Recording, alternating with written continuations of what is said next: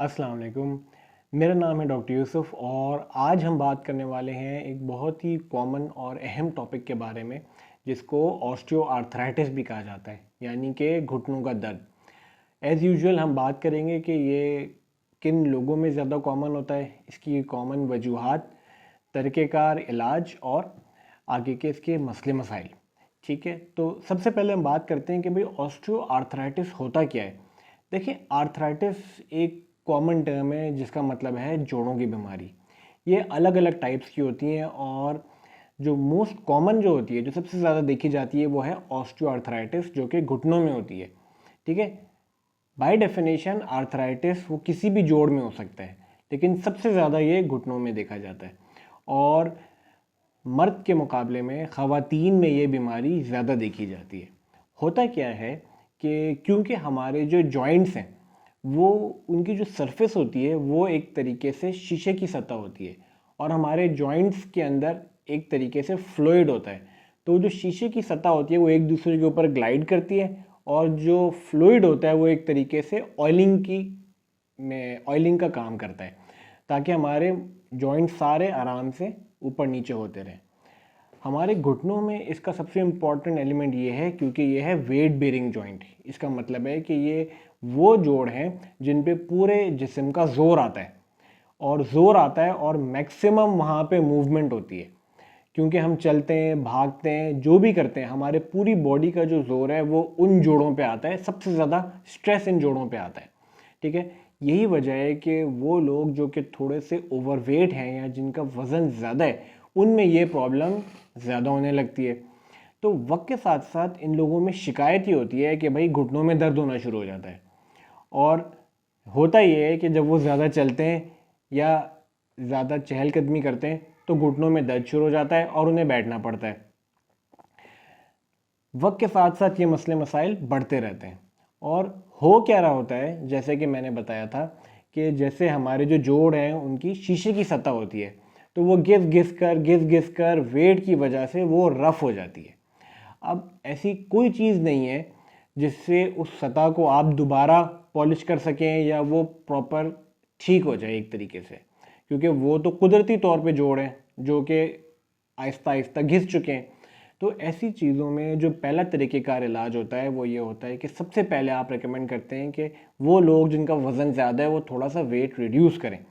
Weight reduction से जोड़ों पे ऑटोमेटिकली प्रेशर कम हो जाता है और वो लोग जिनके जोड़ बहुत तेज़ी से ख़राब हो रहे हैं, एटलीस्ट उसकी मज़ीद ख़राबी रुक जाती है, यह उतनी तेज़ी से नहीं होती। दूसरा तरीक़ेकार ये होता है कि आप उनको थोड़े बहुत दवाइयाँ और थोड़े बहुत पेन किलर्स देते हैं जिससे वहाँ पे सूजन कम हो और पेशेंट का चलना फिरना बहाल रहे। तीसरा ये होता है फिज़ियोथेरेपी। फिज़ियोथेरेपी क्या करती है, हमारे जो पट्टे हैं, हमारे मसल्स हैं, उसको स्ट्रॉन्ग बनाती है। फिज़ियोथेरेपी और एक्सरसाइज से फिर ये होता है कि हम आहिस्ता आहिस्ता अपनी सिर्फ हड्डियों पर रिलाई करने के बजाय अपने मसल्स से भी लोड शेयरिंग करते हैं।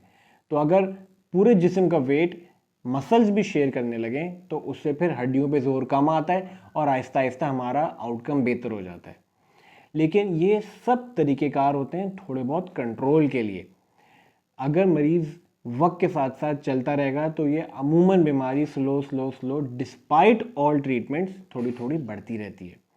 इसका आखिरी हल ये होता है कि भाई आपको जोड़ बदलवाने पड़ते हैं। अब ये तरीक़ेकार हर एक के लिए एप्लीकेबल नहीं होता।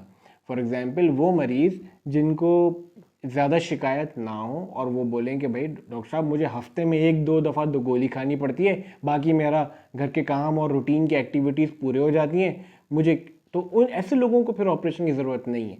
लेकिन वो लोग जिनको घुटनों में बहुत शदीद दर्द है, जिनकी रोज़मर्रा की एक्टिविटीज़ या रोज़मर्रा के काम बिल्कुल नहीं हो रहे और पहले वो बहुत चलते फिरते थे, अब उनका चलना फिरना ख़राब से ख़राब तर होता जा रहा है, तो इन लोगों के लिए ऑपरेशन ज़रूरी होता है।